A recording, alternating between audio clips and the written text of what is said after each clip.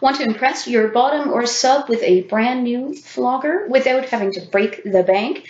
I'll show you how to turn this bundle of rope into this brand new rope flogger.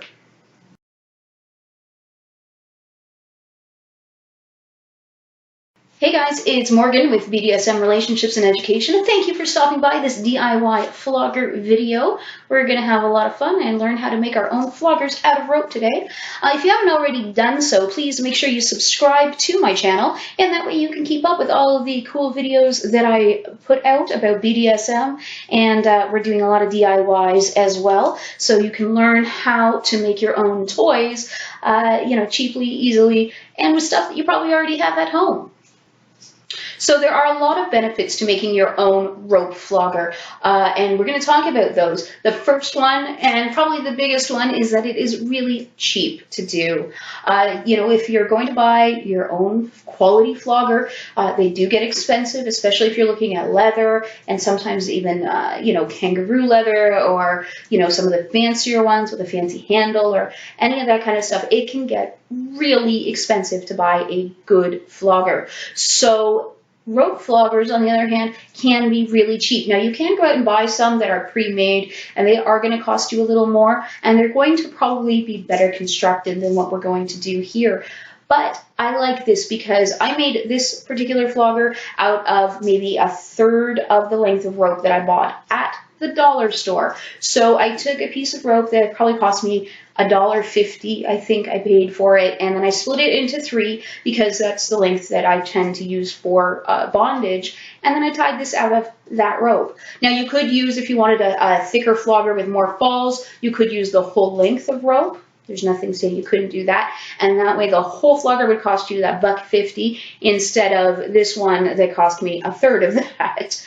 So we're not talking about a lot of money here, which is a good thing because sometimes you just need some really cheap toys. I will be doing a video very soon about pervertibles, and we'll be taking a trip to the dollar store and learning how to change a bunch of that stuff into kinky toys. But anyways, if this rope flogger gets dirty, you can always wash it. I wash my rope all the time in the washing machine. Just make sure that you put it in a netted lingerie bag. In fact, I usually like to put it in 2 bags just in case, because if you put rope loose in your washing machine, it will destroy your washing machine. Don't do that. Put it in a lingerie bag and run it through that way.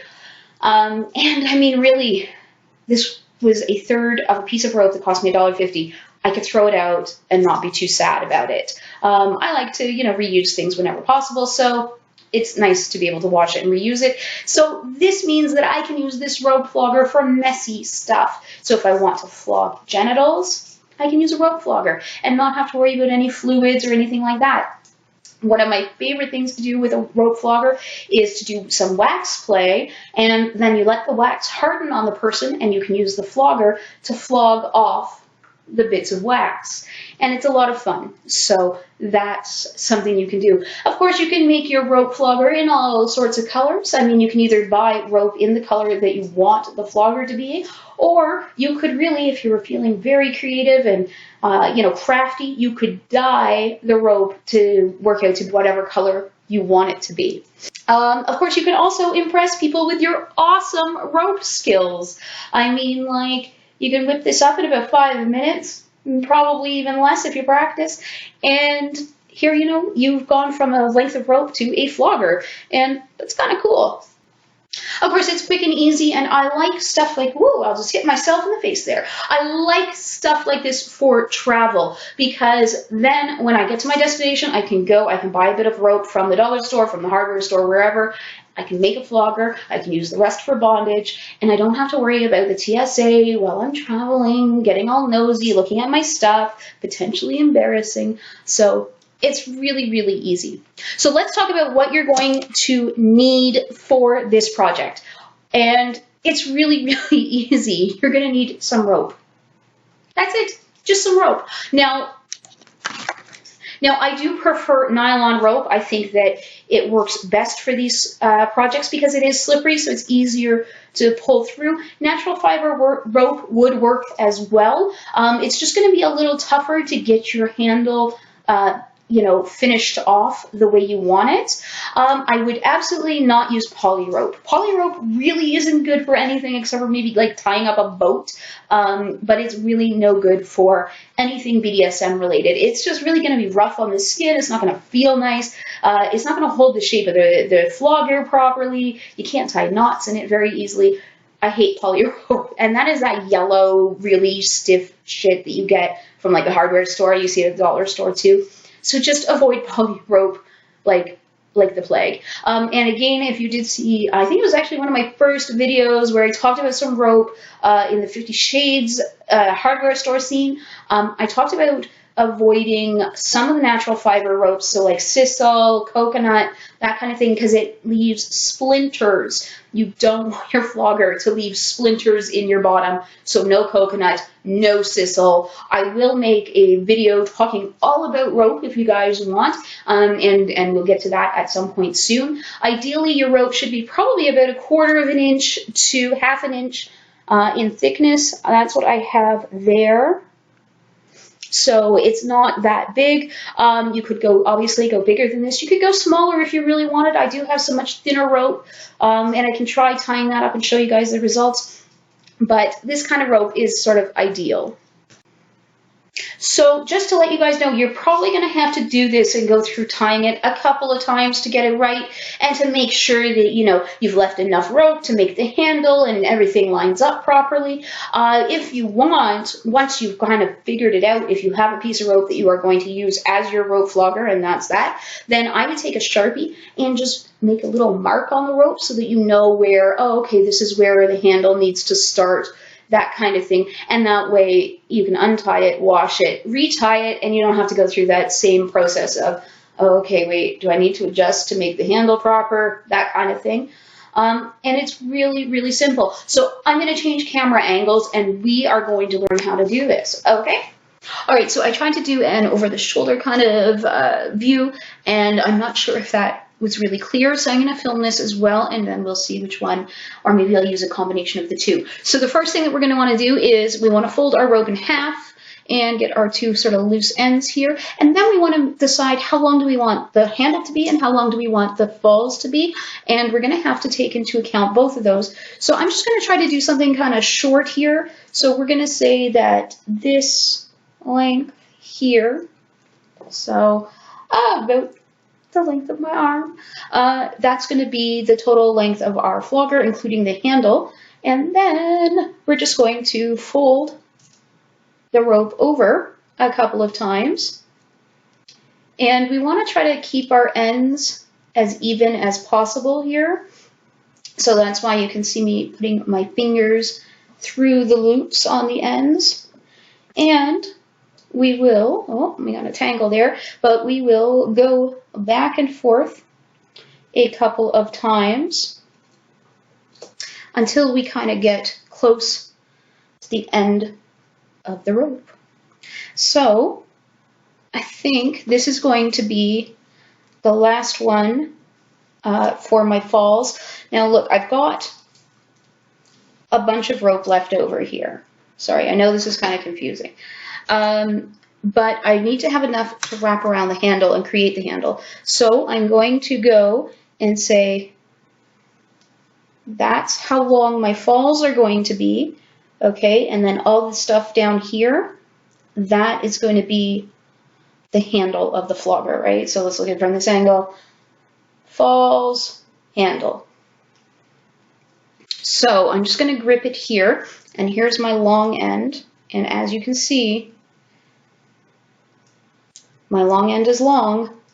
So we are going to do some crisscrossing. So, because if I just start wrapping, then this is going to all come loose, right? So if I just start wrapping this around the handle, all that's going to come undone. So what we need to do is crisscross that. So we're going to create a cross. I've also experimented with, going through the rope, tying a knot, and often If you want sort of a more permanent flogger, then that's the way to do it. So we have our cross on this side. So I've just sort of loosened at the back here, the bottom side of that. And so I'm going to take my sort of working end of the rope, my long end. There's the bite. And I'm going to stick it through this loop.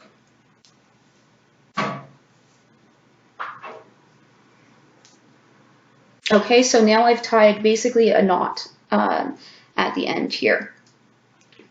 And I want to make sure that all this is really, really tight, because if it's not, then it will come apart when I go to use the flogger. So again, I'm going to go just below that knot so that I get another wrap. Okay, so if you haven't seen what I did there, there's that knot that I tied, and then go around. And then I'm going to bring it up, crossing over that stuff. So you will get a bit of a lumpy knot in part of your handle. I don't think it's really that big of a deal. And you can play around with it and smooth it out a bit if you want. So, and then we're just going to wrap tightly around this portion of what we've designated as the handle.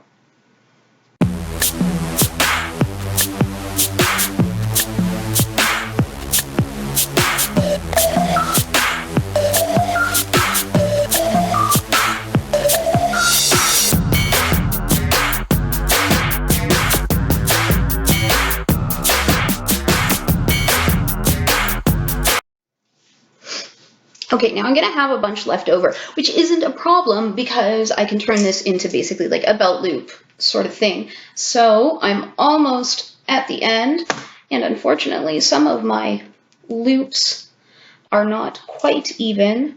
And if you have loops that aren't even, then what that means is that your falls at the end may not be even. So not a big deal if you're planning on cutting the rope to make it a more permanent flogger.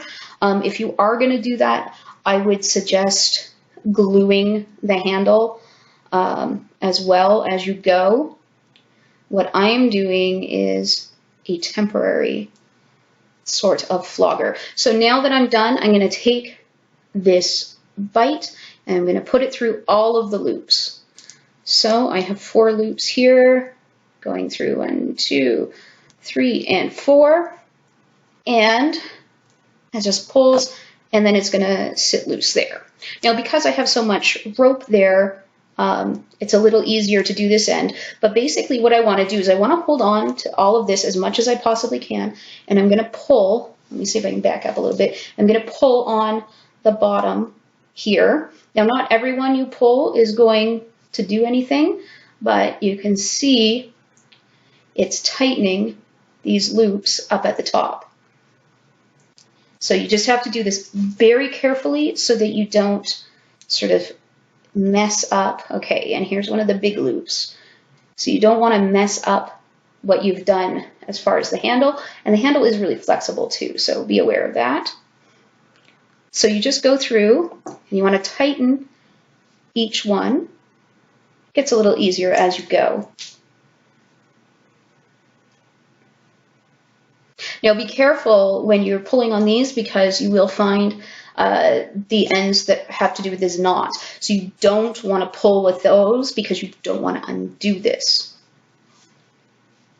So yeah, we also want to pull these guys so that they're right into the end.